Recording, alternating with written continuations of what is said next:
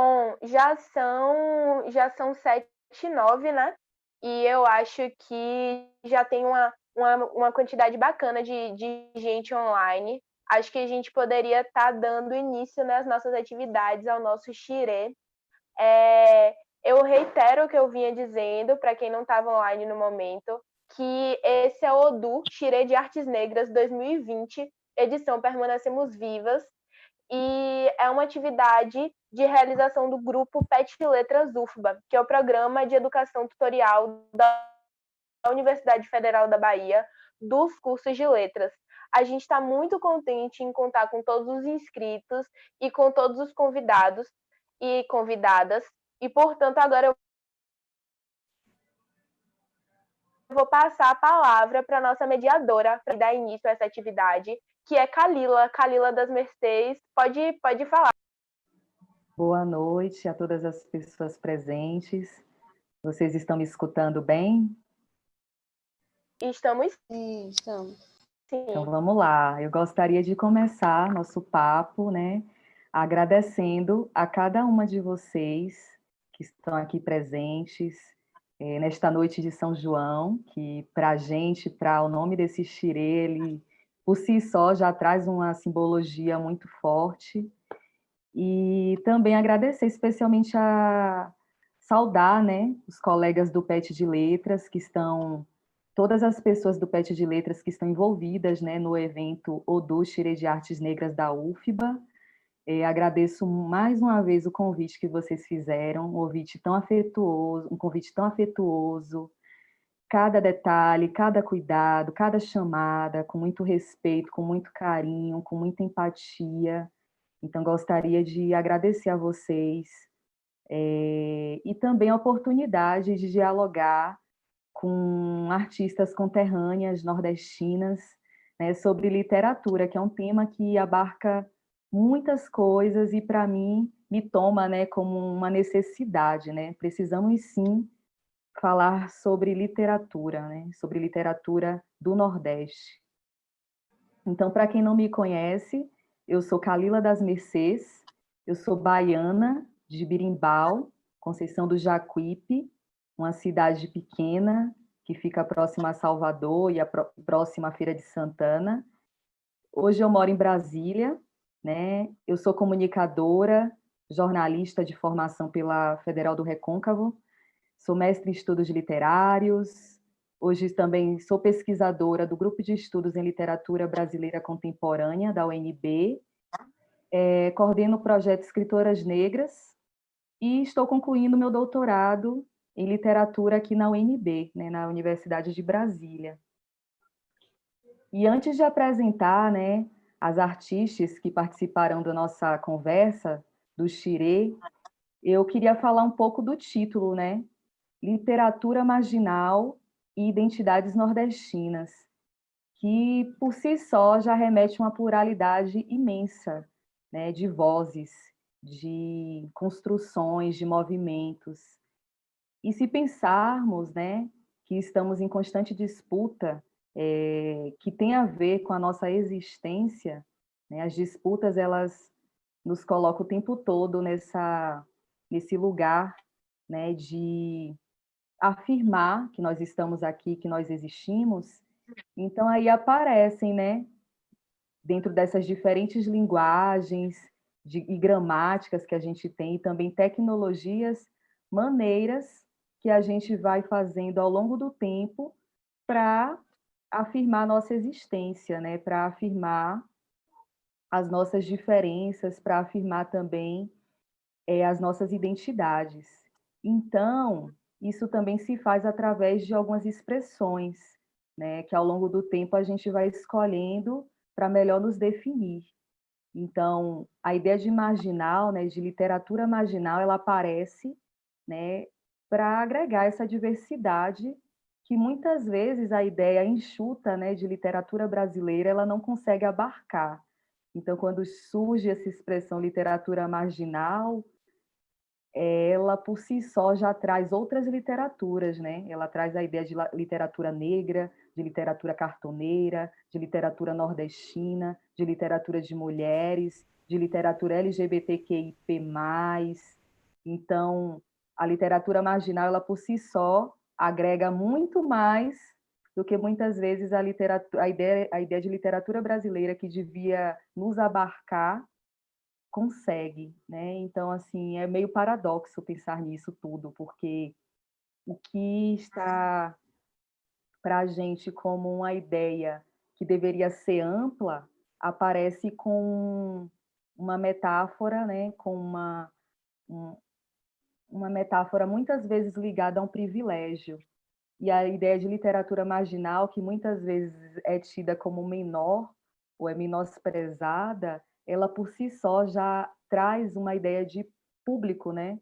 Ela por si só ela é pública, ela é do povo, agrega a maioria. Então, assim, tem pessoas que gostam de usar esse termo, tem pessoas que não gostam, tem pessoas que concordam, tem pessoas que discordam. E aí vai para a pesquisa, né? Vai para a ideia também dos escritores, como eles e elas têm utilizado suas formas de se expressar, de se afirmar enquanto artista. Então, assim, é algo que é muito amplo, né? Então, assim, isso só para falar um pouco da ideia do título, né? Como chega para mim. Então, pensar nessas ideias outras de marginal, de literatura marginal, sempre chegaram para mim, enquanto pesquisadora, muito por uma concepção do eixo Rio-São Paulo, né? Sempre com uma sugestão de literatura que vê muito o Sudeste.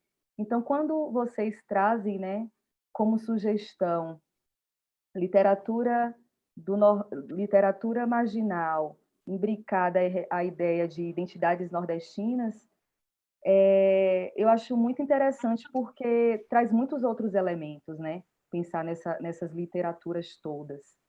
Então, agora, né, partindo dessa ideia que eu trouxe, eu gostaria de apresentar as nossas convidadas, nossos artistas.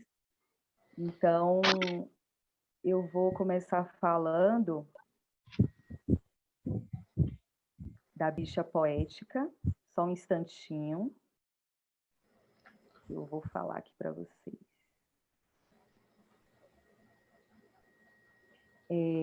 Bicha Poética, poeta artivista, escritora, produtora cultural e criadores de conteúdo virtual sobre poesia marginal e estilo de vida preto. Bicha Poética é cearense, filha de Antônia de Leusa, e busca infectar a sociedade através de seus versos cortantes, como navalha, construídos sobre suas vivências como jovem negre, não binário e periférico. Bicha é uma das idealizadores e organizadores da cena Poetry Slam do Ceará, se tornando hoje um nome importante para a literatura periférica, marginal, negra, LGBTQIA+, no Estado.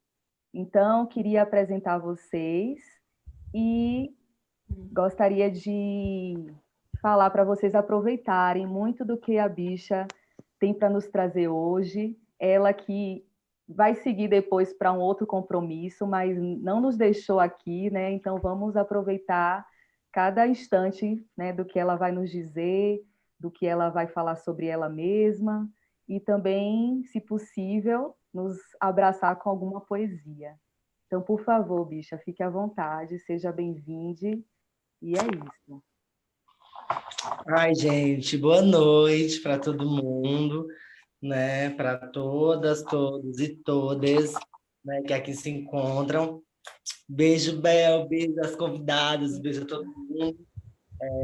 Fico muito feliz da gente poder estar dentro desse processo de pandemia, né? Desse mundo novo que muitas pessoas vêm dizendo que vem, né? Mas a gente sempre se pergunta que novo mundo é esse, novo mundo para quem, né? Mas eu fico muito feliz que dentro desse processo de adaptação, desses novos dias, eu fico feliz da gente, enquanto pessoas pretas, tá podendo fazer nossos quilombos, né? Mesmo que de forma virtual. Eu entendo esse espaço hoje como um quilombo para mim, né? É um refúgio.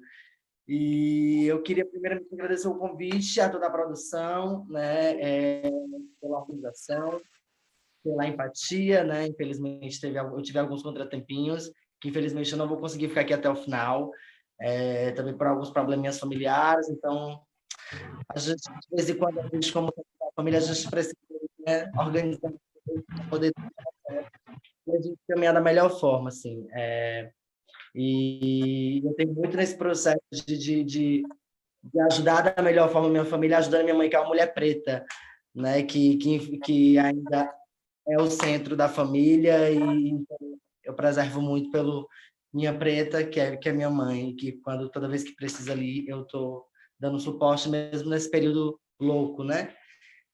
E antes de eu falar assim, exatamente de quem é a bicha poética, né? Eu vou recitar um poema, vou falar quem é a bicha poética, em seguida eu vou tentar fazer um outro poeminha, e aí eu vou me despedindo, porque, né, inclusive por conta do tempo. Beleza, Kalila? Beleza para todo mundo?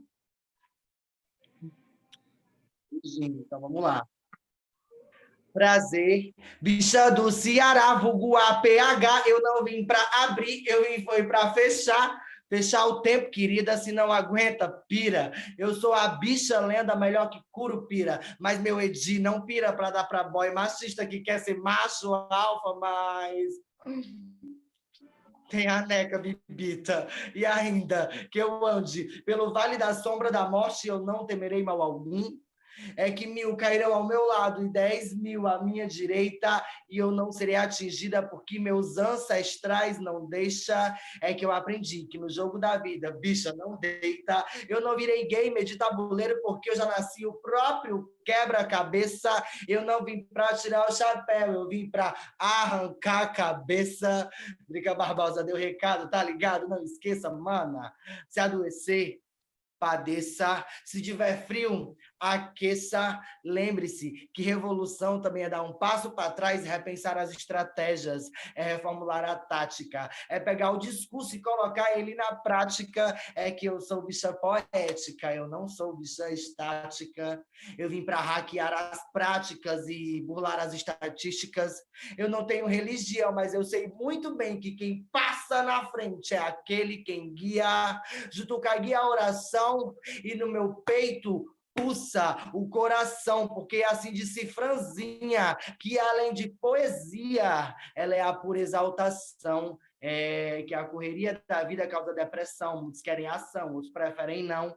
Vivemos o mundo da indecisão e eu achando que era só um livro, só que não é não. É que o racismo é construído com base na opressão e é incrível. Como as palavras terminam com são, mas quem são? Quem foi escravo? Quem apoiou a escravidão? Quem foi senhor? Quem foi negro fujão? Quem foi sinhazinha? E quem foi mucama e limpava o chão? Quem foi baronesa? E quem foi mãe de leite para filhote de patrão? Isso era para ser uma poesia de autobiografia só. Que não deu, não. É que o racismo rasga o coração, ele perpassa a geração, e é por isso que eu grito: se a coisa tá preta, ela tá boa, irmão! Agora, preto sacassina, valoriza a tua bina e pega o teu pente, garfo e arma black lá pra cima, isso, valorizar a autoestima. Nada de ficar para baixo e por baixo é só racista e inveja de recalcado. É que quando eu falo de racismo, agora fico incomodado. Me dá até vontade de oferecer você. Quer um pastelzinho com caldo? Ai, desculpa, é que eu peguei pesado na mensagem. Escuta, o que eu vou te dizer é que eu faço poema e não massagem. E se os meus versos ardem na tua pele, irmão, é que a síndrome do colonizador ainda te cerca, seu cuzão. Ai, obrigado por ter uma palminha aqui, gente. Eu acho linda essa palminha desse aplicativo, sério. Eu acho muito peço, acho muito legal. Menina, que arraso! Obrigada. Incrível, incrível. Saudar todas as convidadas, né? Saudar a Kalila, saudar a Lara, que está aqui junto com a gente na sala. Larinha, beijo. Para quem não me conhece, né? Como a Kalila já tinha falado, eu sou bicha poética, sou aqui do Ceará, né? Sou do interior do Ceará, tenho 25 anos, fico triste, porque eu ainda queria estar no meu 24, ela já falou da idade mais legal.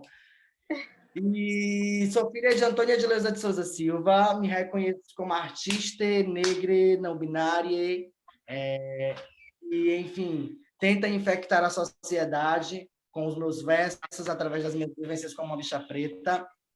E eu fico muito feliz de poder estar vindo para esse espaço, principalmente quando a gente fala de representatividade, quando a gente fala de identidade, né? E principalmente quando a gente está num espaço onde a gente é agraciado com esse processo de arrombamento e com esse processo também de poder vir para o espaço onde majoritariamente estamos composto por mulheres negras, né? Apesar de eu me reconhecer uma pessoa não binária, para quem não conhece, para quem não sabe, uma pessoa não binária é uma pessoa que quebra os padrões de gêneros impostos, construídos socialmente, fugindo dessa lógica de que só existem dois tipos de gênero, que é o homem e a mulher. A pessoa não binária, ela inclusive transcende isso. Por vezes a pessoa não binária não se reconhece nem dentro dessas duas identidades e por vezes se reconhece dentro das duas, né? Mas eu sinto muito informar que eu me identifico muito mais quando eu tô muito mais bonita, assim, né? Muito mais bonita.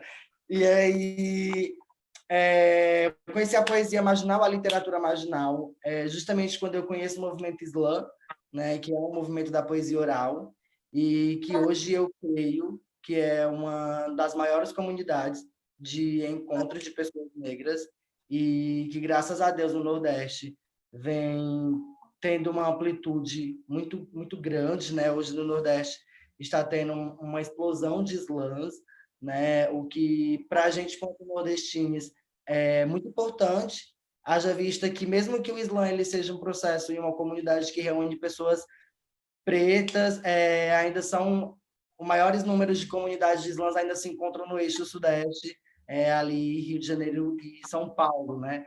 Não é à toa que, dentro da lógica do Campeonato Brasileiro de Poesia Falada, justamente por Rio e São Paulo tem os maiores números de slam, consequentemente tem os maiores números de vagas, né? E eu acho que o Nordeste vem chegando junto dentro desse processo, que se for para a gente pipocar de slam, a gente vai pipocar, e a gente vai fazer com que essas coisas andem pelo menos iguais, né? Porque se eles não igualam, a gente iguala naturalmente, né? Eu acho que a gente, quanto nordestino, a gente aprendeu isso muito cedo, que infelizmente a gente vai ter que, por vezes, bater de frente com um espaço que é nosso e que, infelizmente, por vezes foram invisibilizados, que é o lance dos espaços na poesia, né? E, infelizmente, o Islã não está isento disso, de, infelizmente, o eixo ainda ser ali no eixo sudeste. Mas eu acho que o Ceará vem quebrando muito, muito esse parâmetro, assim, com Rio-São Paulo, apesar de que ainda para o Nordeste inteiro, né? Eu acho que o Nordeste inteiro ainda está conhecendo Islã agora, né? Mas eu acho que a gente aí vem quebrando essa lógica aí do Sudeste de que eles têm mais vagas, de que lá eles têm os maiores números de movimento Islã, enfim, de poesia preta. E conheci a literatura marginal justamente quando conheci Islã, em 2017, e a minha maior inspiração dentro da literatura marginal é minha mãe, né? Inclusive, eu comecei na literatura marginal e dentro do Islã, após encontrar um caderninho de contas de minha mãe, né? A gente, felizmente, teve a perda de uma de minhas irmãs, e aí a minha mãe começou a fazer várias dívidas para poder criar eu e os meus sobrinhos, né? Os meus sobrinhos eram filhos de minha irmã. E aí eu encontrei esse caderninho de minha mãe, onde ela tinha várias contas anotadas, né? E eu, como curiosa que sou, né? Sempre fui. E peguei esse caderninho e encontrei essas dívidas e senti a necessidade de falar sobre a vivência da minha mãe enquanto uma mulher preta que estava dentro de um processo de como se dizer, que de abandono, né? Porque, infelizmente, acho que a minha mãe, não só a minha mãe, né? Mas os filhos todos foram abandonados meu pai, e então, com a morte da minha mãe, as coisas foram dificultando. Né? E eu senti essa necessidade de falar sobre a vivência da minha mãe, mas numa perspectiva do meu lugar de fala enquanto filha de uma mulher preta, né? Que sente as dores por justamente não poder ajudar a mãe, né? De não poder trabalhar, porque na época não tinha tantas oportunidades como hoje a gente tem de jovem aprendiz, e que, infelizmente, já era mais difícil na época, porque a gente sabe como é as oportunidades para as pessoas pretas, né? E principalmente quando na situação que eu me encontrava, né? E esse caderninho hoje ele é o estopim de tudo, né? Ele é o estopim para mim poder chegar na literatura marginal, para mim poder chegar no slam, chegar a ocupar outros espaços, né? A se tornar poeta. Esse caderninho é o estopim para me se tornar poeta, se tornar produtora cultural, se tornar criadora de conteúdo e, acima de tudo, se tornar bicha poética, né? Eu digo que esse caderninho da minha mãe, ele é o estopim para tudo que eu faço na minha vida. E eu acho que o que eu tinha para falar, assim, dentro do meu limite de tempo, um pouco sobre a minha história, sobre, enfim, literatura marginal, um pouco bem rapidinho, assim, né, do que eu posso. Acho que é isso. Eu não sei se a Carla ainda tem mais alguma perguntinha para mim, antes de eu sair daqui. Eu ia te perguntar, eu fiquei curiosa aqui, você falando tudo isso, sobre suas, além da influência, né, do caderno da sua mãe, se você traz outras leituras ou influências literárias assim que você gostaria de somar, né, a essa primeira, digamos assim, primeira influência, né, que é sua mãe, que parte do caderno da sua mãe. E aí, quando você começa a perceber, né, nessa caminhada sua em relação a se ver enquanto escritor e a se perceber enquanto poeta, como é para você encontrar outras autoras, outros autores, né, que dialogam com o seu trabalho, né? Então, queria que você falasse um pouco dessas influências e, se puder, né, mais uma poesia, mais um abraço. Alô, Belpuan, tá aqui? Aqui também, lhe ouvindo aqui, Amo! Então, eu já não poderia deixar de falar de uma das minhas maiores influências hoje na poesia, que é Belpuan, né, que está aqui comigo. Eu fico muito feliz de poder dividir esse espaço, né, com Bel. Hoje, as minhas maiores influências, elas giram em torno das mulheres pretas e da literatura LGBTQIA+. Eu tenho uma preferência também hoje por ler muito poetas vivos, né? Porque eu gosto muito da ideia de poder trocar, de poder, enfim, trocar ideia, de poder saber que um dia eu vou poder ali abraçar, enfim, trocar afeto. E eu tenho lido muito das pessoas e tenho tido muitas influências das pessoas que estão ao meu redor, né? Aqui no Ceará, eu tenho lido muitas referências cearenses e referências mesmo, assim, de que eu venho pegando dentro do próprio slam, né? Eu venho lendo um pouco de Fran Nascimento, que é uma poeta fantástica daqui do Ceará, inclusive é uma das pessoas que junto comigo construiu a cena slam aqui no Ceará. Tem Sabrina Sá, tem Cacheada Santos. Minha influência também vem muito de Bione, né, e Bicharte.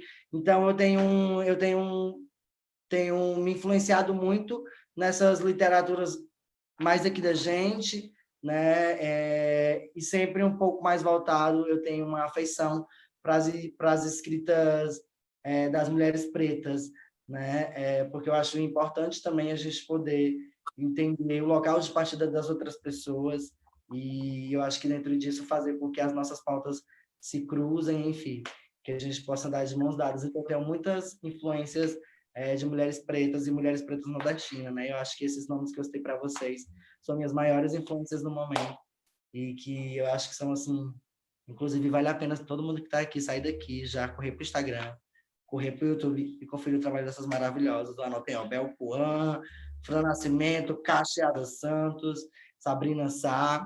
E se vocês quiserem saber de mais algumas influências minhas, me chamam no Instagram, no WhatsApp, que a gente vai trocar umas ideias. E eu passo uma lista aí de influências nordestinas aqui, de mulheres pretas, para vocês e de literatura LGBTQIA+. Muito bom. E já anotei, né, que eu não sou besta nem nada, já está aqui tudo anotado. É muito importante a gente fazer, né, essa pergunta, porque isso faz a gente também criar um repertório, né, da nossa biblioteca pessoal, né, de leituras. A gente lê o que a crítica, né, nos apresenta, a gente acaba acessando as pessoas que têm que acaba ganhando legitimidade em alguns espaços. Mas assim, é muito bom também a gente poder ler as nossas pessoas, né? Ler autores que estão próximos e também autores que não são muitas vezes conhecidos, né? Dentro desse eixo acadêmico ou dentro desses espaços, né? Então, o Nordeste ele é gigante. Você é do Ceará, eu sou da Bahia, Bel, Pernambuco, né? Então, tipo, a gente acaba dialogando em 3 lugares totalmente diferentes, totalmente complexos e que trazem experiências, né? Poéticas, de slams, de saraus, que têm suas peculiaridades, né? A gente fala Nordeste, mas na real são Nordestes, né? Então, assim, para fechar, se você puder recitar mais uma poesia, e logo em seguida eu vou apresentar, né, falar um pouquinho da Bel e vou seguir o papo com ela. Tá ótimo, Kalila, eu agradeço muito por esse espaço, por esse momento aqui no início, né? Que responsabilidade, né? Apesar de não poder ficar até o final, mas estou com essa responsabilidade de poder abrir esse espaço, né? E isso é de profunda gratidão, assim. Só antes de restar a última poesia, falando sobre influências de leitura de pessoas pretas, eu não poderia deixar de mostrar para vocês e deixar de fazer menção também, né? Sobre a poesia falada em Vajassamen Sobral, que é um livro onde a gente aqui do Islã, do Islã da Quintura, né, que é o nosso Islã, a gente conseguiu publicar uma antologia com 13 poetas aqui da cidade, né? E então é um livro muito nordestino, muito cearense, só com poeta daqui, né? E então eu acho que é um livro que vale muito a pena ler, assim. Eu acho que é uma literatura, eu acho que é uma leitura muito gostosa. Não é porque eu estou no livro, não é porque eu estou na capa, não, mas ele é gostosinho de ler, tá? Muito bom mesmo. E onde a Garanto. gente compra ele, a gente encontra ele. Eu não lembro o nome agora do site, mas eu posso, assim que sair daqui, eu vou pesquisar, eu vou procurar e posso trazer para ti, mando para ti no privado, e aí eu acho que você pode divulgar, tá? Coloca lá também nos seus stories, porque o pessoal sai daqui, já dá uma olhada na sua página e aí já confere esse livro maravilhoso que eu já estou querendo.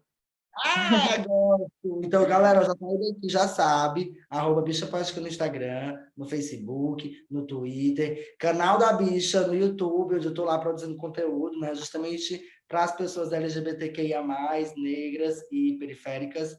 E então, já sai daqui, já corre para lá, Bicha Poética no seu sonho, Bicha Poética no seu pesadelo, que eu estou ocupando todos os espaços, porque a gente não é obrigada, né? A gente disputa a narrativa até onde as pessoas menos imaginam. É isso, eu vou recitar uma poesia que eu fiz recentemente, né? Deixa eu só fazer uma perguntinha, Carolina, eu posso falar umas palavrinhas assim que são consideradas palavrões? Posso, né? Pode. Posso? Ninguém pode. Acho que o horário já permite, né? Estou brincando, pode sim. Ótimo. Eu vou fazer essa poesia, eu acho que apesar dela ter algumas palavras que muitas pessoas não sentem meio que confortável, acho que é uma poesia meio que necessária, assim, ela fala muito sobre minhas vivências mesmo. Eu queria dizer pra tua namorada o quanto é bom te fuder, dedo na boca, pica na roda. Tu gosta de pau, tu não gosta de xota, você liga, mané, você vai de torta, se tu se ajoelha. Tu não chupa, cai fora. Nossa pique caipora, viciada em poema e não com vício em piroca. Eu queria escrever de outro jeito, eu queria rimar de outra forma, mas é que é quase impossível. Se eles calaram nossa história, é que a gente tá sempre entre o boy, o beco e a rua escura. tem umas que luta, tem umas que surta. Acho que deu para perceber que eu dou trabalho, abaixo fruta, se frustra, ocó, porque eu tô de batom e passo pó, tô venenosa igual cipó, para tu poder em mim tocar, tu vai comer muito giló. Ô cabra safado, meu corpo não é objeto para satisfazer teu membro ereto. Sem me tocar, tem papo reto. Agora foca no meu close e assiste o meu sucesso. As bichas. Então, tudo na sagacidade. Entrando na universidade, estamos mudando nossa história com barulho na cidade. É que nós estamos armadas para o debate contra uma política opressora. Quer aprender? Vai estudar, que eu sou poeta e não professora. Eu tô tombando igual com K, nos fones com Avatar. Eu tô igual a Glória e a Groove, fazendo o império prosperar. Eu tô trabalhando e tu tentando me atrasar. Me xinga lá pra tua gata, ela se vira, tu quer me dar.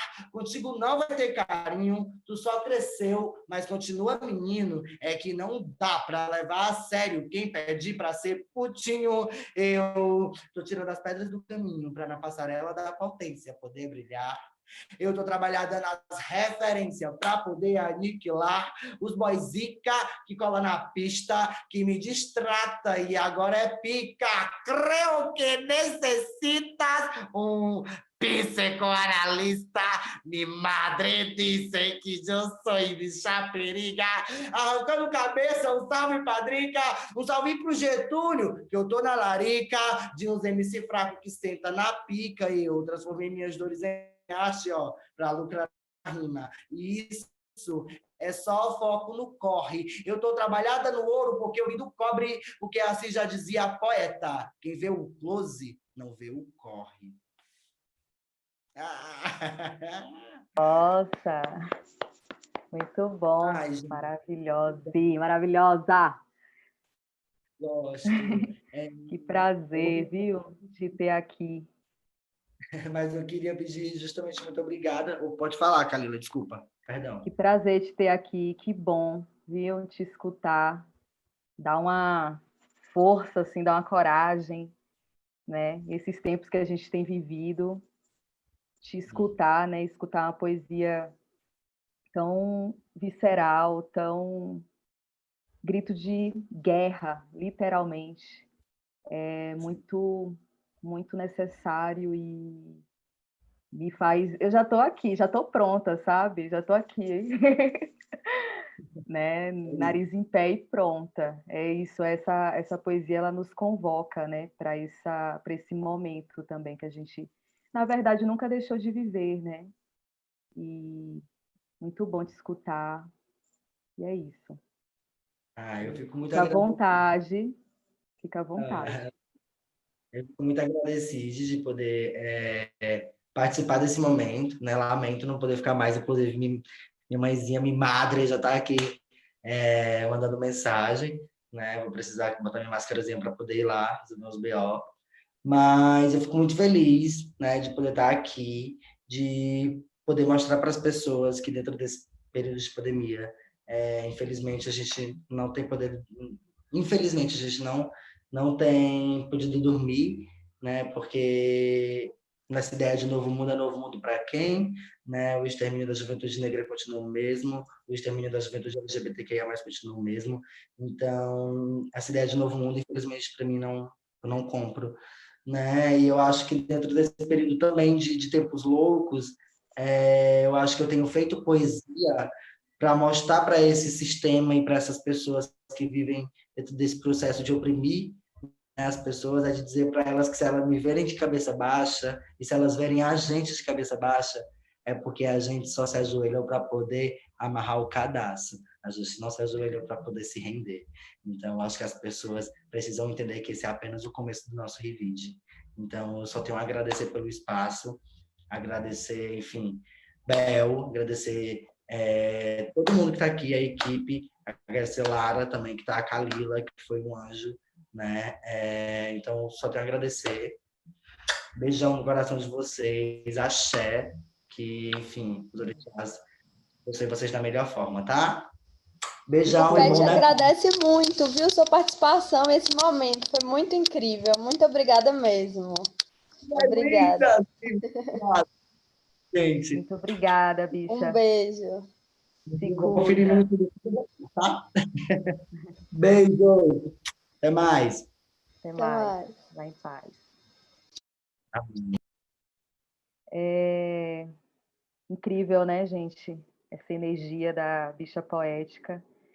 E, enfim, né, dando continuidade, porque, na verdade, devido a essa necessidade, né, da bicha poética sair, eu tive que mudar um pouco da ideia da conversa, né, porque era para todas nós estarmos conversando, mas, enfim, né, diante da necessidade, a gente adequou dessa maneira, e agora eu vou apresentar a nossa segunda convidada, que é a Belpuan. Belpuan Isabela Puentes de Andrade, historiadora e escritora, nascida entre o Mangue e o Sol do Recife. Vencedora do Campeonato Nacional de Poesia Falada, Slam BR 2017, representante do Brasil na Poetry Slam World Cup em 2018 em Paris, e convidada da Flip em 2018. Eu vi. É autora dos livros É que Dei o Perdido na Razão, Castanha Mecânica, 2018, e Lutar é Crime, Letramento, 2019. Os coletivos que acolhem suas escrevivências são o Slam das Minas, Pernambuco, e como militante, o coletivo Afronte. Seja bem-vinda mais uma vez, Bel. Obrigada. Queria já começar, né, pedindo para você se apresentar, né? Assim, eu te apresentei de uma forma mais formal, né? Mas que você falasse como a poesia chega na sua vida, né? Contasse um pouco da sua trajetória pessoal e de formação até você se autoafirmar: eu sou poeta, eu sou escritora. Então, gente, boa noite. Queria agradecer o convite, amei poder estar aqui, apesar da correria. Queria até reforçar que eu não disse antes, mas além de poeta, escritora, historiadora, eu sou mãe e meu bebê tem 1 ano e 5 meses. Aí ele está meu companheiro, mas eu não poderia também me estender tanto assim. Eu não sabia quanto demoraria, se demoraria muito mais, enfim, do que 8 horas, mas só explicando para vocês que as demandas aqui estão puxadas também. Mas, bom, eu sou Bel Isabela, escrevia no ensino médio coisas que eu me lembro mais de ter escrito quando eu passei a ler mais também. E é engraçado, né, isso de quanto mais você lê, mais você consegue sentir a vontade para escrever. E li autores que me chegavam, né, autores brancos, homens, geralmente, até que entrei no curso de História em 2013, na graduação, e foi aí que eu conheci a história do povo preto, conheci a história do Ocidente, da Europa, pensei em descolonização, foi como historiadora, eu fiz um mestrado também, e num lugar de começar a me entender, de fato, como uma mulher negra dentro da minha autoestima, né? Resgatar a minha autoestima, e, ao mesmo tempo, ir procurar na literatura, que sempre foi algo que eu amei, mulheres negras, né, que eu pudesse ler. E aí, na universidade, onde eu ajudei a formar o coletivo Afronte, comecei nessa busca, né? Carolina de Jesus, Conceição Evaristo, Elisa Lucinda, quem são as escritoras negras das gerações passadas, né? Cadê elas aqui no Brasil? E aí fui atrás delas, fui atrás de lê-las, mas, assim, na minha trajetória artística, a poesia era algo que eu nem cogitava ainda. O que eu fazia como artista, eu fui atriz, muito nova, criança, fiz algumas peças, E depois fiz ginástica artística, mas era uma coisa mais atlética do que artística. E depois dança contemporânea, que foi o que realmente eu dançava, fazia espetáculo, me entendi artista na dança. Mas comecei a me interessar pela poesia e aí descobrindo mulheres negras, descobri o slam também e me apaixonei, né? Foi uma coisa. O rap, cada vez mais, o rap tem essa influência muito grande para mim também. É importante ressaltar. E quando me vi ali voltando a querer escrever mais e mais poesias, eu fiquei me questionando muito em relação à linguagem, né? Porque eu era acadêmica, sou, né, acadêmica. Terminei o mestrado faz pouco tempo, ano passado. Então, eu estava adaptada a escrever com nota de rodapé, escrever artigo, escrever a minha dissertação.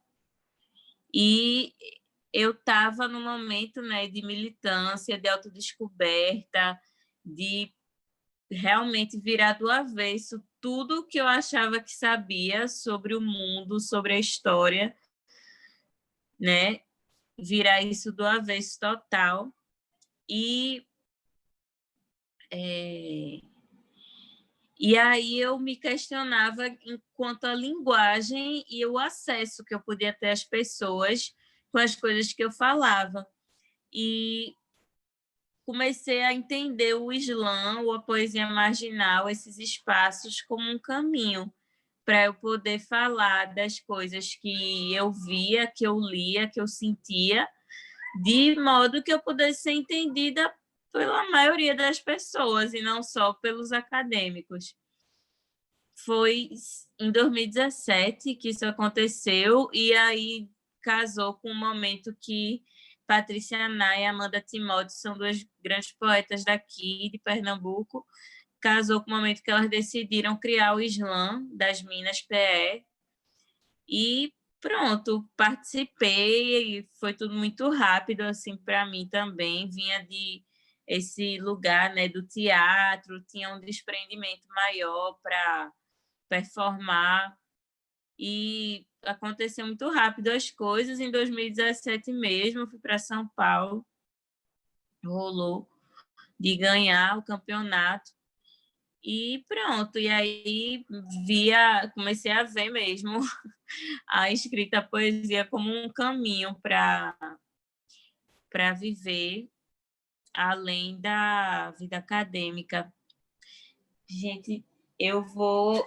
em algum momento meu celular pode descarregar, mas aí eu volto. Tá. De outro canto. Aí você falou agora que você se viu na literatura como uma forma de expressão para além dessa vida acadêmica, né, que às vezes que acaba engessando muito, né, nossa maneira de escrever, nossa forma de dialogar, né, que muitas vezes não reduz muito o nosso público leitor, né, assim, a forma como a gente escreve no meio acadêmico, geralmente, né. Então, eu lembro que eu te vi, foi a primeira vez que eu te vi, inclusive, foi na Flip, né, que eu fui fazer uma participação lá numa mesa com a Conceição Evaristo, e lembro que eu estava de bobeira, assim, daqui a pouco você apareceu, né, no telão e tal, e eu fiquei, caraca, velho, quem é essa mulher, quem é essa menina, quem é essa poeta? E eu fiquei, tipo, achei muito incrível, assim, a forma como você, enfim, escolhe, você tem um repertório muito grande, né, de palavras, de isso também que você fala, né, da performance, né, é algo que é muito, muito bonito de ver. Então, vocês que estão aqui nos vendo, depois dá uma pesquisada nessa mulher, dá um Google aí procura no YouTube, que tem muita coisa boa. E, se possível, se você quiser, né, também nos dizer, né, dividir com a gente alguma poesia, seria muito bom, né? Porque para as pessoas entenderem um pouco do que é o Islã, né? Do que é a poesia Islã. Muita gente escuta, né, sabe um pouco, mas muitas vezes não tem oportunidade de ver, né, vários artistas trazendo diferentes possibilidades, né? A Bicha Poética trouxe um pouco, né, do que ela faz, a Belpuan também tem a forma dela também de se expressar. Então, por favor, Bel. Massa, só comentar de uma poesia que eu pensei agora, foi muito catando minhas referências aqui no Nordeste, né, de poesia.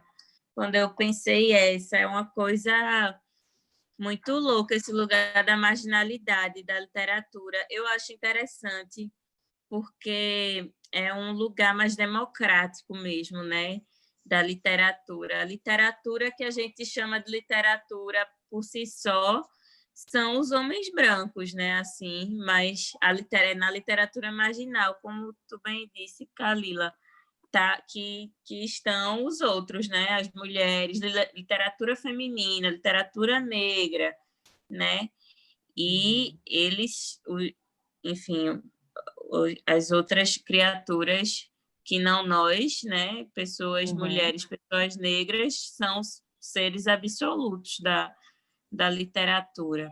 Eu acho que isso tem que ser questionado, sabe, também, por mais que a gente reivindique o lugar de literatura marginal como de empoderamento, que faz todo sentido.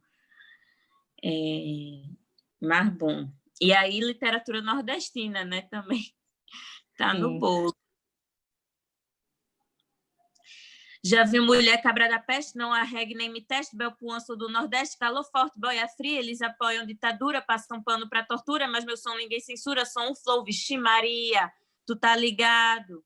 As aliadas conscientes, não é Maria, vai com as outras, coração, Maria bonita, tamo armada de palavra, machuó vai dar o lavra, despacho da minha vista, um salve pra todas as pocas, que não tem Maria mole, rapadura na garganta do fascista, fico de cara. Ele diz que é progressista, até ocupa o estelita, mas agride a companheira e apoia a feminista. Escute a Adelaide e as minhas pretas de verdade. A Mona é revolução, quer me tirar de otária, leva a preta pra gandaia, mas só anda de mão dada com a Clarice Falcão.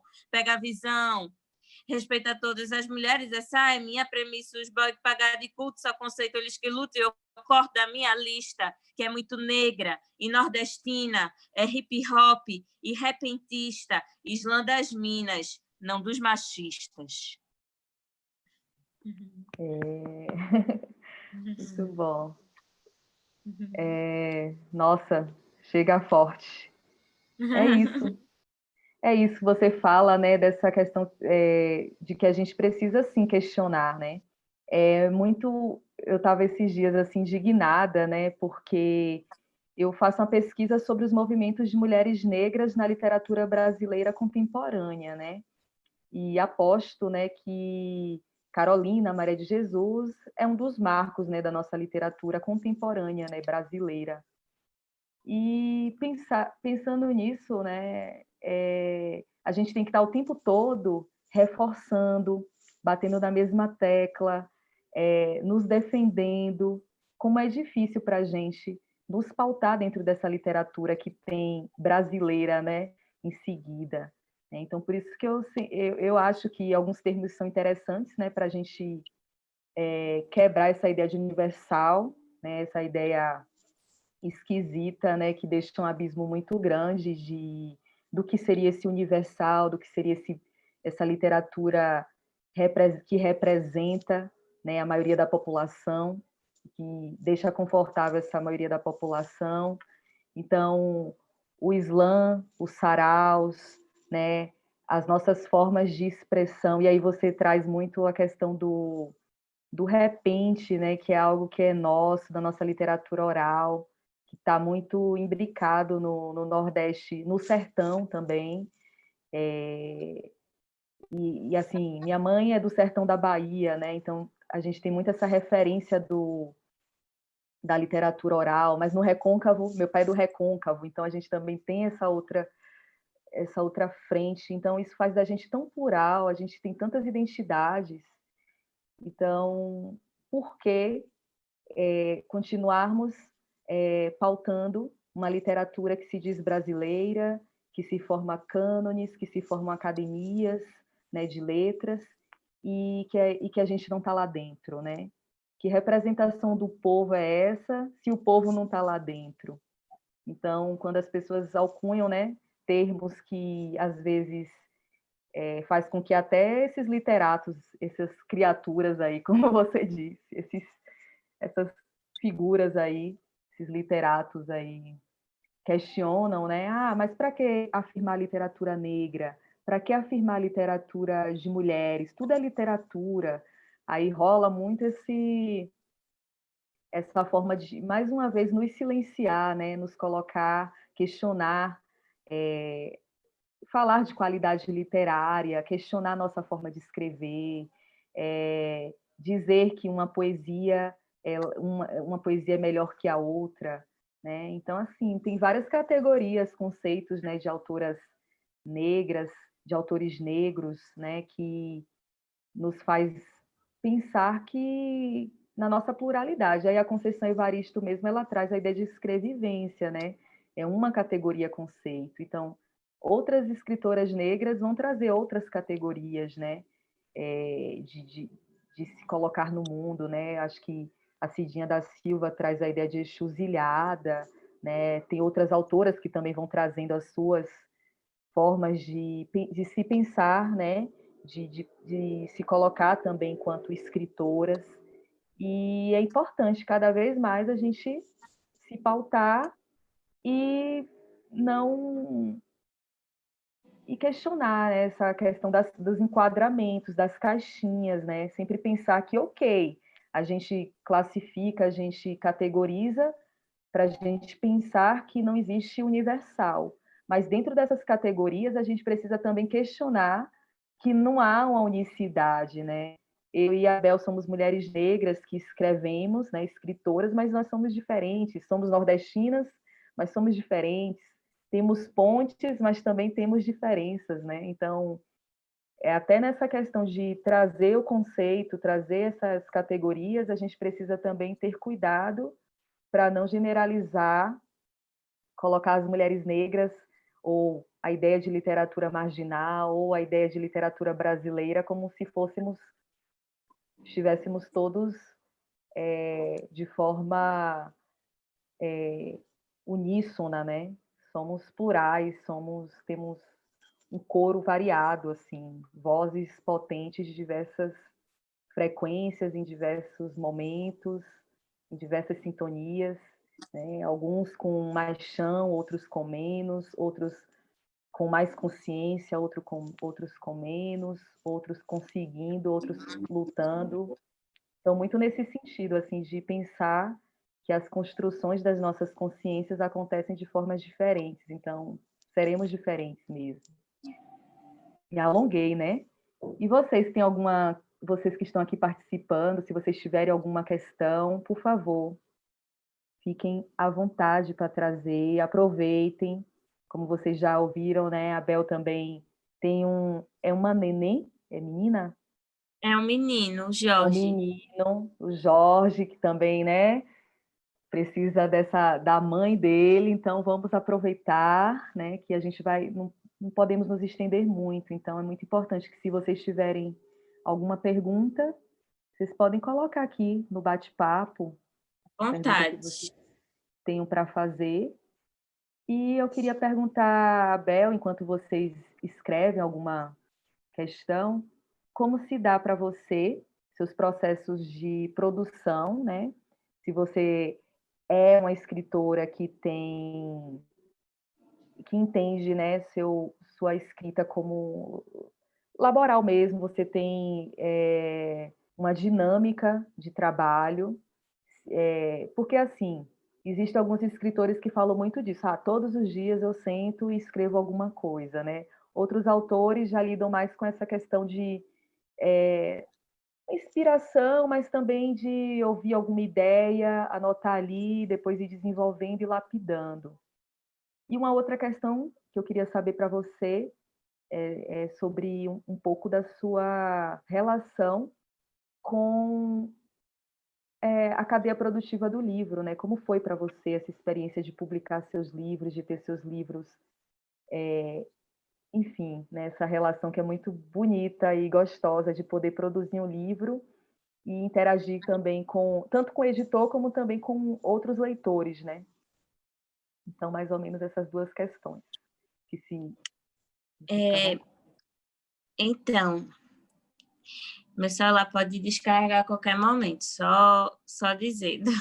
Deixa eu mandar o link daqui para outro lugar para eu poder usar. Espera.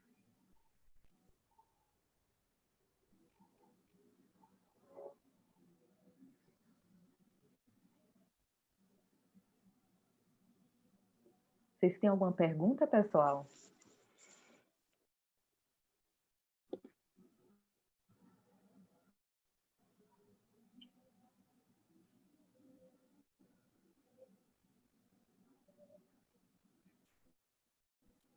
Espera.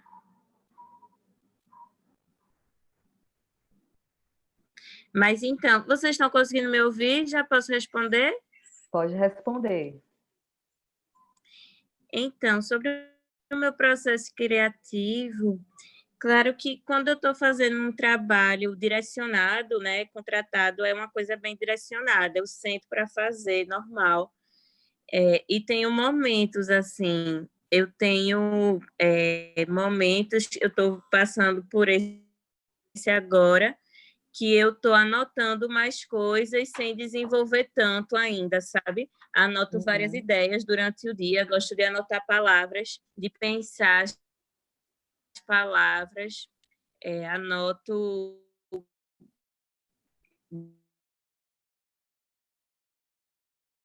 brinco com várias delas, assim, o dicionário, o dia, em algum momento, para dar uma olhada, brincar, de criar palavras.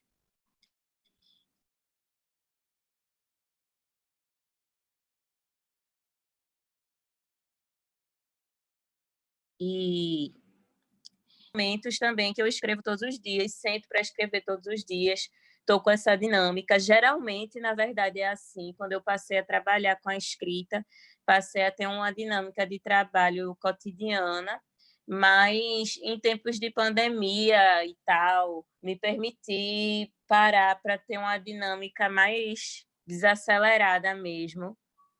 E tem sido ótimo também pensar assim, mais tranquilo, anotando umas ideias aqui e ali, brincando com as palavras, sem a necessidade de escrever um super poema em cima daquilo.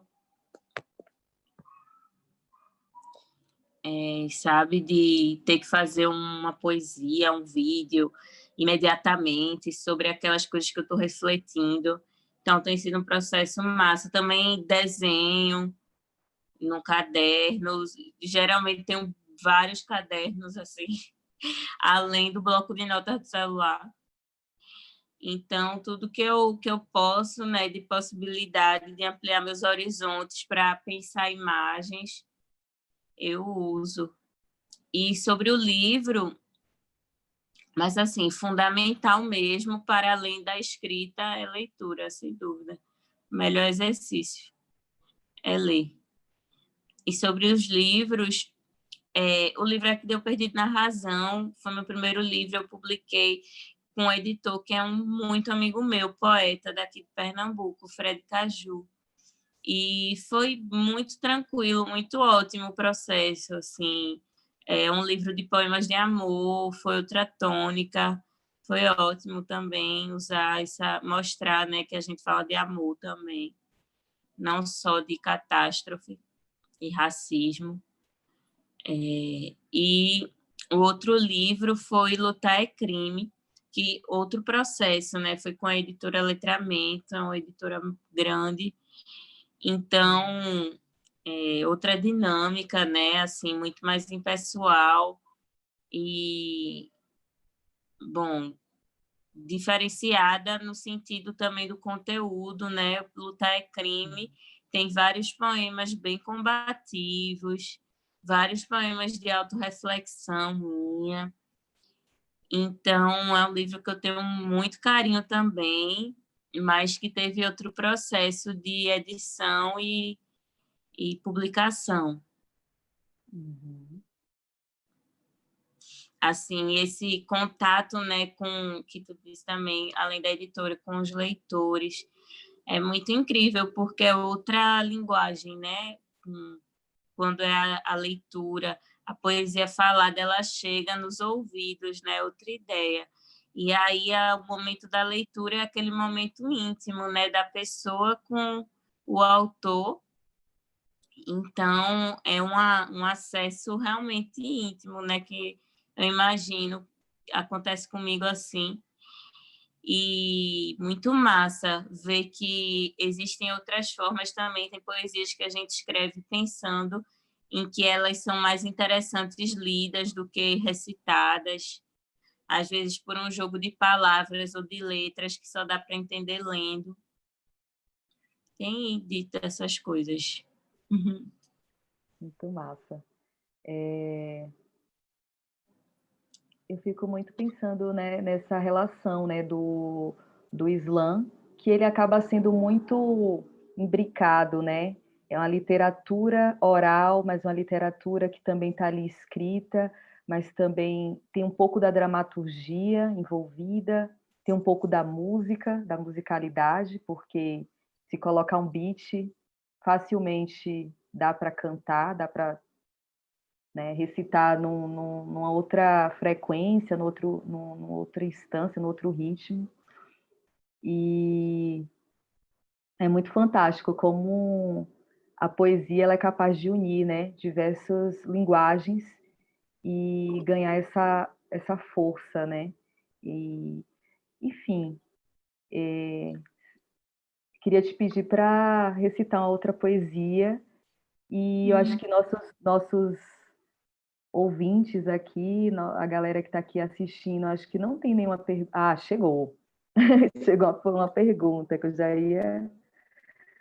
Então, antes de recitar a poesia, tem uma pessoa que escreveu aqui: Bel, sua poesia parece ter muito a ver com uma voz de denúncia, pelo menos parte dela. Então, imagino que você enxergue a sua poesia chegando nos outros como uma parte importante. Na poesia que é só sua, que você não compartilha, você a vê diferente? As poesias que ficam só para você costumam ter temáticas diferentes? Especialmente agora que você disse que tem refletido mais no processo criativo e não publicado tanto. Esse questionamento, comentário é de Cedraz Aleluia. Oi, Cedraz. Então, poxa, vários temas, ainda muito de denúncia nas poesias que são mais para mim também, porque difícil sair desse lugar, sendo sensível ao racismo, ao machismo, muito difícil sair desse lugar na minha criação também, na minha poesia. Mas outros temas também, maternidade, amor, sei lá, qualquer coisa, parede. É muito bom você escrever sobre qualquer coisa, assim, é porque nós nós mulheres negras temos a escrita como uma arma, né? Um mecanismo de luta, uma estratégia de guerrilha. Então, a gente se usa, né, da poesia para denunciar e falar de questões sociais, mas a gente pode, deve, já faz, de falar de tudo, assim, que bater. Mas, e aí, teve mais algo na pergunta? Desculpa, teve mais algo, não foi? Teve. Ele perguntou se você, na poesia que é só sua, né, que você não compartilha, se você a vê diferente além dessa questão da denúncia, e você falou agora, né? As poesias que ficam só para você costumam ter temáticas diferentes, né? E aí ele termina falando, né, nessa questão mais do processo criativo do que da publicação, né? Então, acho que é isso, né? Você respondeu.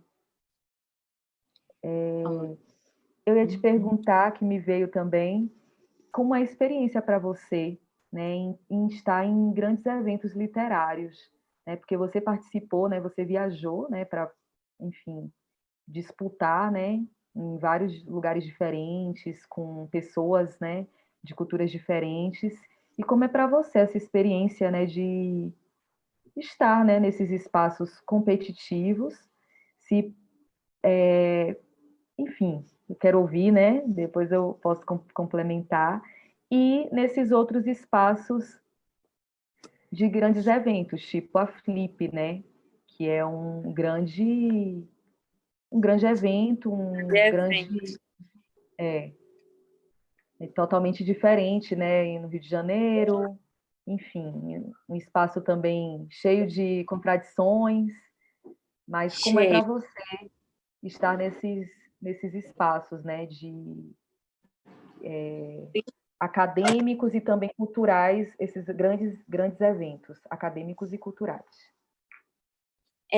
Então, no começo, tudo muito desafiador e assustador, né? Porque, como eu estava explicando para vocês, foi tudo muito rápido que aconteceu. Assim, em 2017 eu comecei a recitar, em 2018 eu estava na Flip, então foi um choque de realidade assim feroz mesmo, de estar nesse meio da literatura, ser aceita por esse meio literário, né, que é tão elitista. Mas no caso da Flip, e assim no caso de outras feiras literárias também que eu participei, as pessoas têm sido bem, as curadoras principalmente, sabe? No ano da Flip que eu fui, a curadora foi Josélia Aguiar, e ela foi assim uma queridíssima, uma mulher branca, né, baiana, e aí ela muito consciente de da necessidade de tratar, né, questões raciais e tal, de terem convidados negros ocupando a Flip, né, naquele ano que ela foi curadora. Então, eu me senti bem acolhida, na verdade, bem acolhida. Não me lembro agora de nenhum momento que eu tenha me sentido mal em alguma feira literária dessas, porque foram geralmente pessoas muito acolhedoras assim que estiveram lá. Mas claro que muitos olhares, né, você sente de várias outras pessoas, né, de não estar atendendo aquele estereótipo do escritor, né, porque eu não uso terno, meu cabelo cresce para cima, então você sabe que não atende, né, a um estereótipo de escritor e que sente vários olhares, né, lhe subestimando, mas nada mais normal para uma mulher negra do que ser subestimada. É verdade. A Lara Nunes até complementou, né, que ela perguntou assim para você: Bel, você enfrentou reflexos da xenofobia em slams nacionais e internacionais? Como você enxerga essa questão?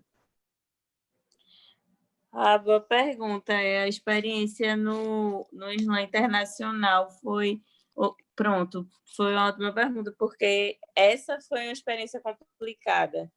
Essa de Paris foi uma experiência que vale a pena falar dela, e compreendo como uma experiência onde eu não fui nada acolhida, assim, como latino-americana, brasileira, mulher negra, tudo isso.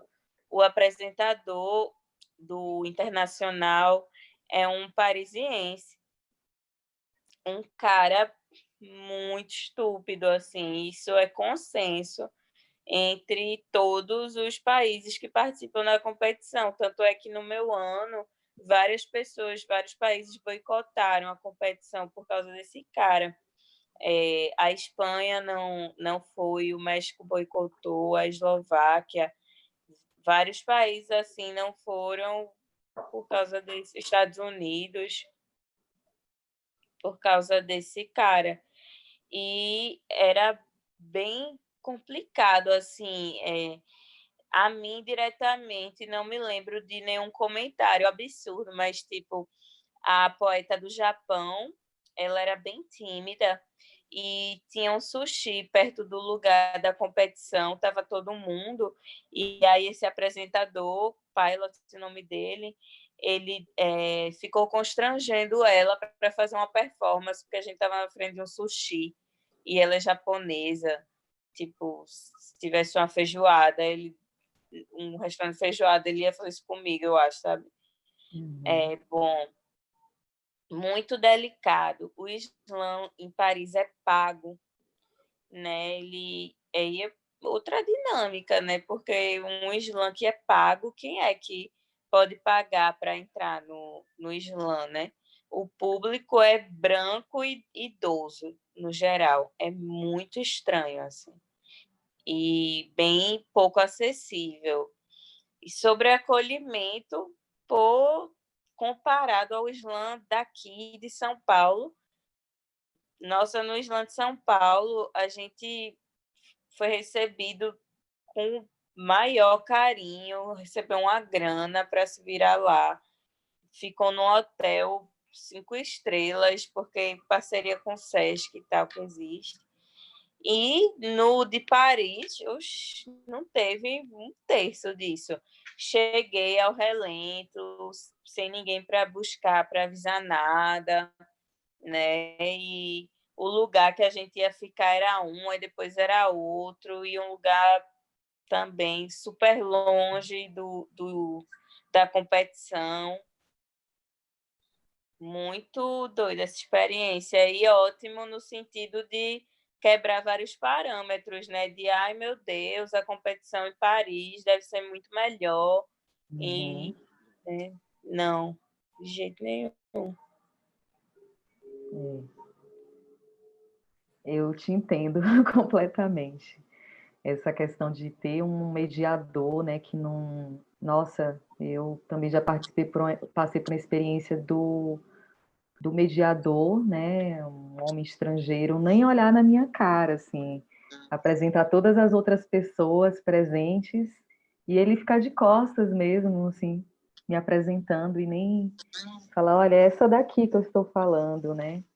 Então, em alguns espaços, né, a gente está reivindicando mesmo, né? A nossa presença por si só ela é política, mas cara, às vezes custa, né? A gente de fato firmar a nossa presença. Daí você ganha o evento, né?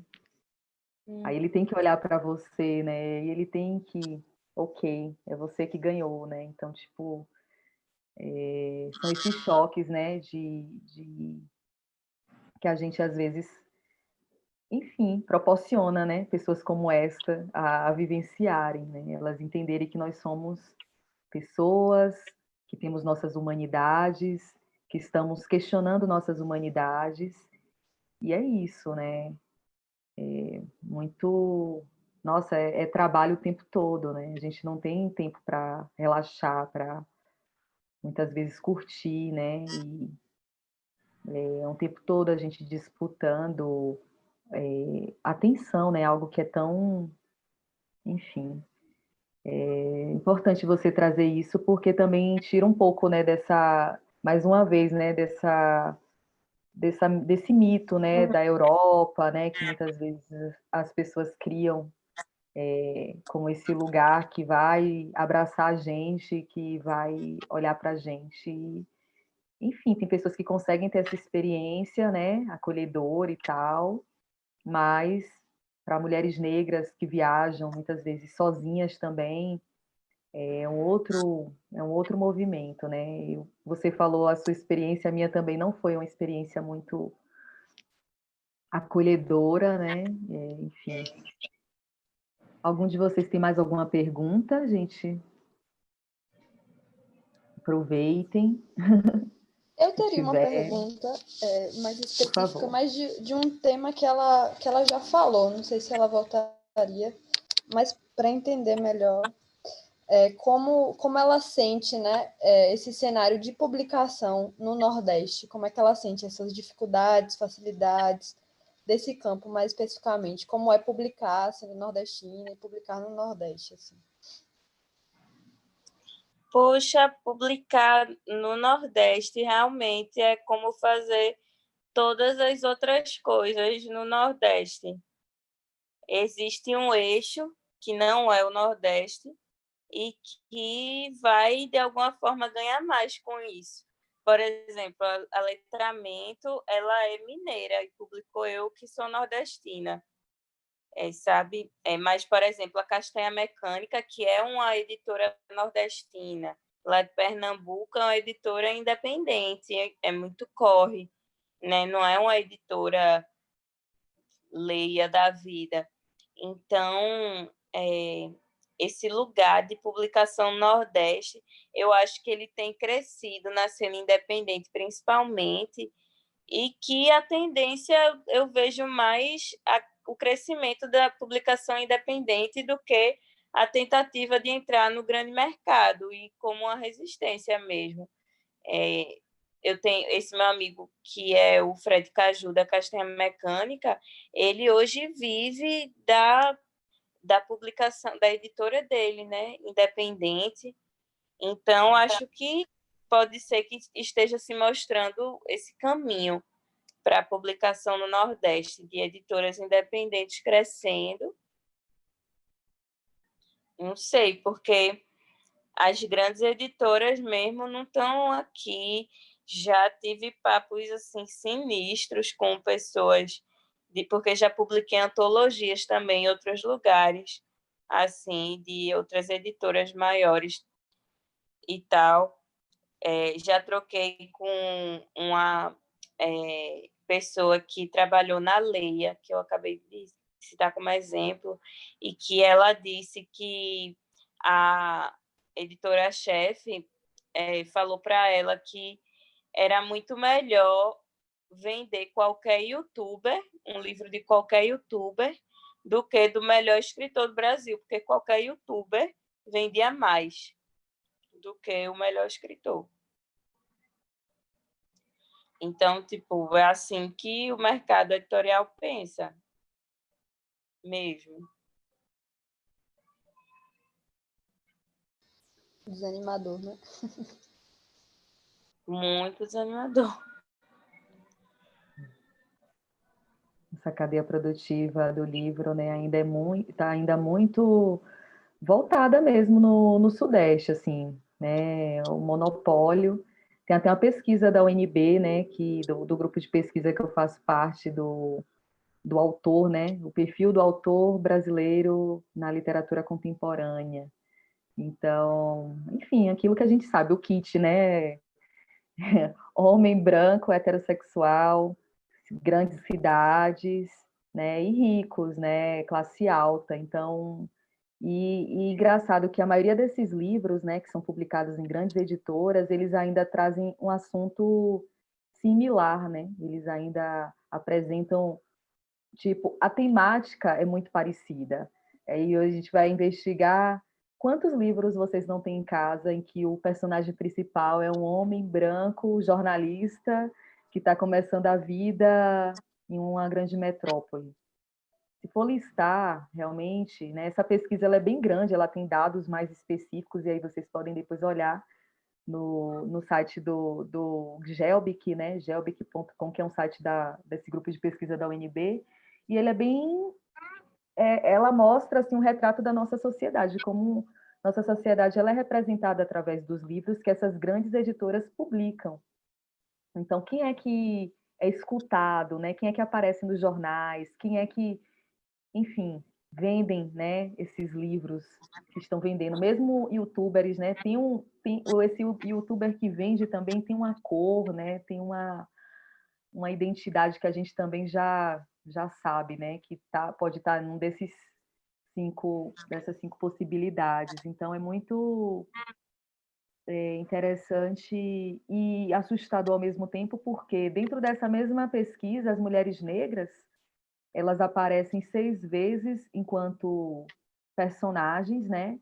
Enquanto protagonistas, e de quase 700 obras, aparecem 6 vezes como protagonistas e 2 vezes como narradoras, né?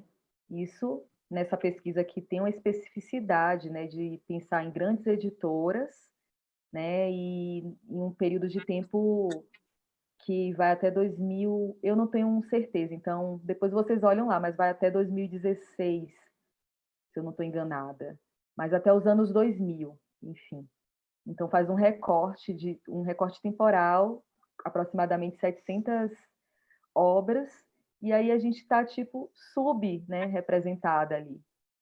Então, hoje eu acredito, né, assim, que nós estamos muito mais presentes nas publicações de pequenas editoras, né, porque são os espaços que nos acolhem, são esses espaços que querem dialogar com a gente, né, por questões também que nos aproximam, né, tipo, e pensar isso faz também a gente começar a abrir a mente, né, vamos comprar onde, né? Vamos comprar os nossos livros onde?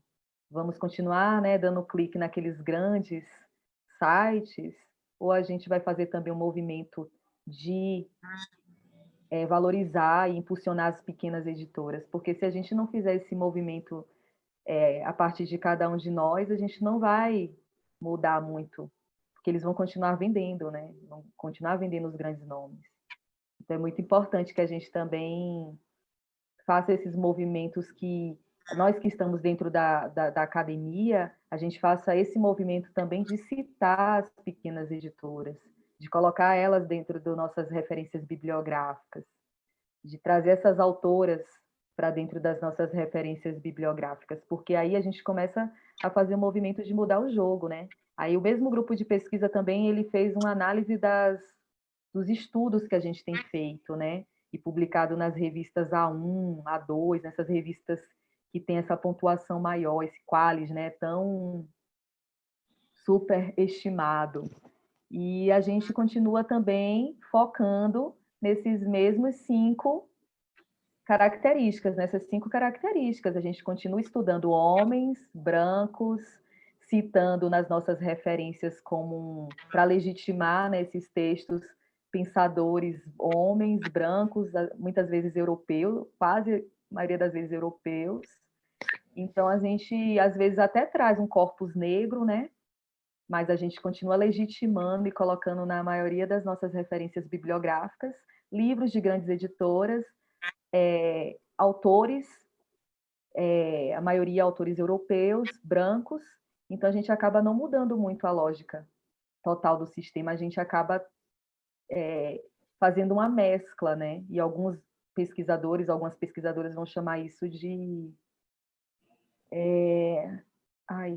fazendo uma coxa de retalhos, né? Tentando amenizar ali, mas sem mudar muito o que da questão, porque na hora que vão fazer as análises, as nossas referências estão com mais da maioria, né, mais da metade, constando a galera que não quer nem saber da gente, né? Então é muito importante que a gente comece a fazer esse movimento, né, de mudar esse circuito, né? Não somente o repertório que a gente coloca na nossa biblioteca pessoal, mas também do que a gente referencia nas nossas pesquisas, né? Tem muita gente nossa fazendo trabalhos incríveis e que precisam ser lidas, né? A gente precisa fortalecer mesmo, ter esse trabalho também político, né? De transformar, mesmo que aos poucos, mesmo esse trabalho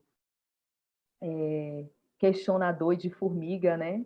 Mas que faz toda a diferença, né? A gente tem feito muitas coisas assim, apesar de tudo que a gente tem visto de cruel que tem acontecido, a gente nunca parou, né? A gente está construindo coisas sim, né? Então, quando a Bel fala que ela é mãe, que ela tem um menino, isso me dá muita esperança, porque é para esses pequenos que a gente tem que fazer ter esse compromisso também, sabe?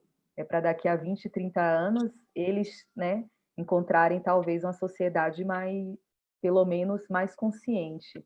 É a utopia, é o que nos move, é o que faz a gente seguir, é o que faz dar a continuidade da vida ocorrer também. Então, essas novas vidas, essas crianças, né, que para mim são, nossa, é o que me fortalece, é o que faz eu acreditar muito no nosso trabalho. E aqui tem uma pessoa chamada Natália Pinheiro, que faz uma pergunta. E aí, gente, eu vou, para a gente também não estender muito, né? Eu acho que eu vou fazer essa pergunta da Natália, e depois vou pedir a Bel para ler, né? Para recitar a poesia dela, e a gente encerra, tá bom? E aí, o que vocês quiserem saber, o que vocês tiverem interesse em discutir com a gente, nossas redes sociais estão aí. Belpuan, né? É arroba, eu te sigo, mas eu não lembro agora. Eu não, desculpa, cortou aqui. É Dalimaga. Dalimaga, né? Arroba Dalimaga, eu vou colocar aqui. E o meu é Das Mercês, né? O meu sobrenome, Das Mercês. Então aí vocês podem nos procurar, né? Para trocar ideias, para conhecer também nossos trabalhos, outros trabalhos, né? Conhecer o trabalho autoral da Belpuan, quem se interessar pelos livros, né? Saber como é que faz essa compra, qual é a forma mais adequada de fazer essa compra. E estou à disposição também para trocar ideias, para agregar na nossa vivência aí de consciência negra. Fico muito feliz por vocês verem ver a galera do PET de letras, né, organizando tudo. Queria reforçar isso, que é muito massa, assim, para mim é um prazer falar com vocês. Eu sempre tive um carinho imenso pelo curso de letras. Comecei a fazer aí na UFBA, mas tive que deixar porque, enfim, trabalho, vida adulta me acabando, me sugando, né? Tendo que trabalhar também. Então, tive que deixar o curso, mas, assim, eu tenho um amor mesmo pelo curso de letras, especialmente da UFBA, né? E tive a oportunidade de fazer algumas disciplinas, eu conheço alguns professores também. Então, para mim é uma satisfação conversar com vocês e contem comigo para o que precisarem. A pergunta da Natália Pinheiro. Bel, em relação aos slams, no Brasil chega de forma mista e depois vão surgindo os grupos mais específicos. Como é o caso de Slam das Minas? Como você vê isso para a própria construção do movimento de slam aqui no país? Eu sei que o primeiro Slam das Minas do Brasil, ele surge em Brasília, depois em São Paulo, e aí não me lembro qual o terceiro, mas o primeiro é em Brasília. E como eu vejo isso, nossa, no caso do Slam das Minas, eu vejo como algo muito importante para a voz das mulheres, porque nos slams mistos as mulheres eram muito silenciadas, sabe? Os homens faziam poesias muito machistas e recebiam notas boas de outros homens que estavam julgando. As mulheres não tinham vez para ser juradas ou até para recitar. Existiam, né, vários bloqueios, uma receptividade muito negativa a poesias que eram feministas. Então, o Slam das Minas vem como uma forma de realmente dar mais voz à poesia das mulheres, porque o silenciamento no misto era muito real, assim. Muito machismo mesmo nesses espaços.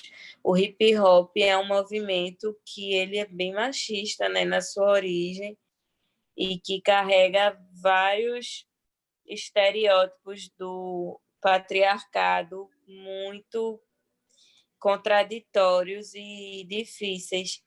E aí, fora isso, eu não sei se tem algum outro slam que separe por gênero ou por raça.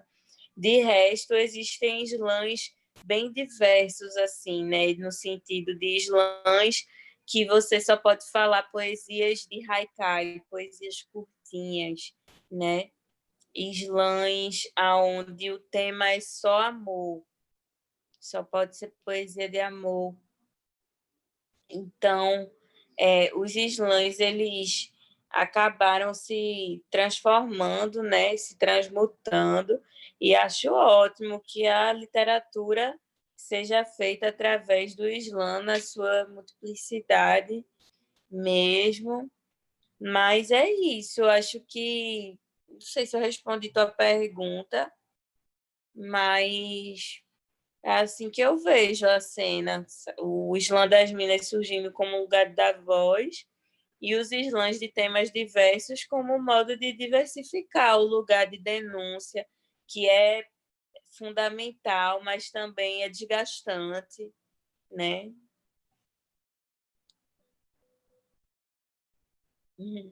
Massa, Natália, mesmo.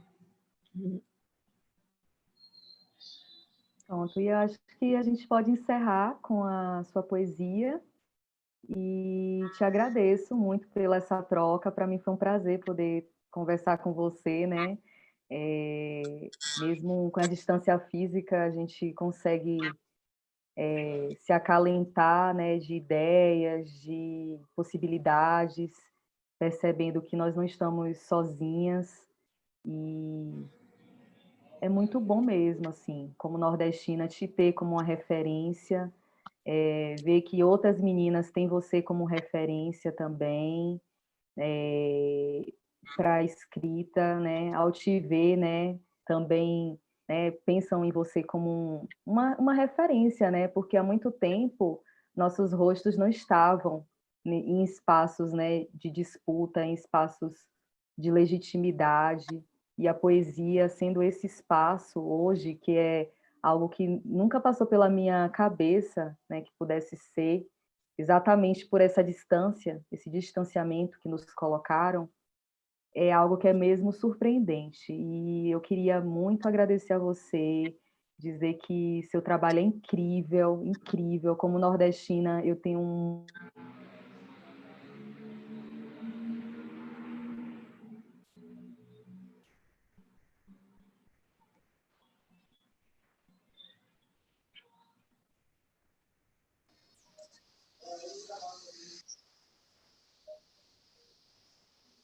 Eita, a gente caía Deu aqui. uma atrapada. Continuando, né? Como nordestina, eu tenho muito orgulho de te ter como enfim, uma referência, né? E é muito bom. Foi muito boa essa noite de São João, né? Essa troca. E muito obrigada a todos que estão aqui, que estão participando.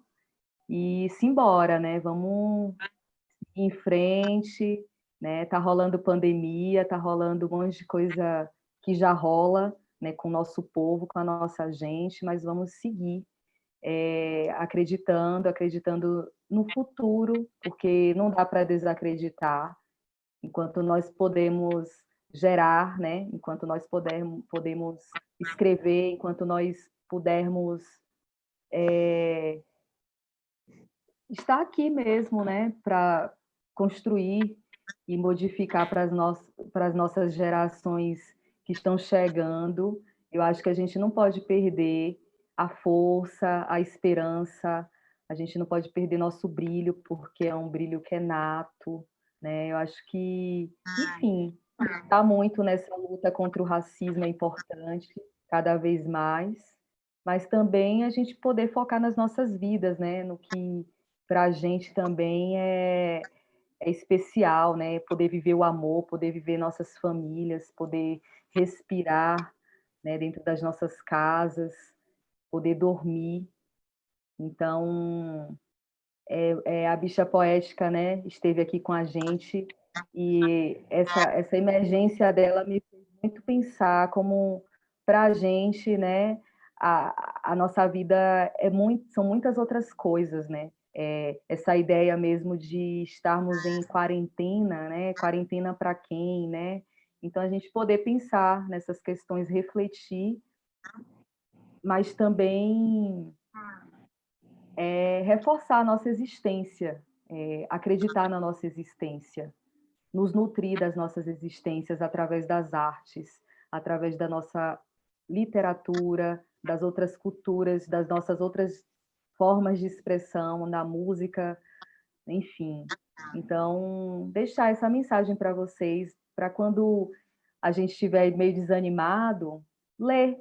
lê Belpuan, lê Conceição Evaristo, lê poetas negros, lê poetas negras, né? Então, é isso. Por favor, Bel. Gente, muito obrigada pelo convite, pelo carinho. Amei estar aqui. Rotina é puxada mesmo. E muito massa poder compartilhar um pouquinho da minha trajetória com vocês. Tenho o maior carinho do mundo pela Bahia. Estive lá no final do ano passado e fui muito, muito acolhida, muito bem recebida. Amo estar pela Bahia e agradeço, gente. Um beijão. Vou fazer uma poesia na mesma linha daquela que Bichard fez no final, que ela ficou super preocupada, né, com algumas palavras. Adoro putaria. E quem não? O que é uma puberdade se não um cochicho no ouvido dizendo bicha? É isso. Adoro putaria. Do funk de MC Leozinho até onde mais o nível baixar. Mas acontece que me carimbaram. Pá! Mulata. Eu nasci assim, eu cresci assim. Da cor do pecado. Exótica. Cravo e canela. Eu sou tempero da tua fantasia? Sou cheiro, sou cor. E a minha metafísica? Será que mulher negra entende de física? Meu tesão por você é uma coisa puramente física. 1000 músicas sobre como sento, rebolo, quico, paro. E tu, macho, o que tu faz para me dar prazer? Você me olha e o que você quer? Me comer? Meu cheiro é de cravo, minha cor de canela. Eu, Globeleza, Gabriela, e isso não é elogio. Quer ouvir meu gemido, me deixar sem palavras, então me faça gozar. E presta muita atenção quando uma mulher negra fala, tu me desumaniza nos clichês da casa grande. A mula aqui tem cabeça suficiente para subir nos teus palanques. Assim falou Zaratustra, essa preta é uma bruxa que não vai dar brecha para mais comédia e nem para o racista que quer me objetificar.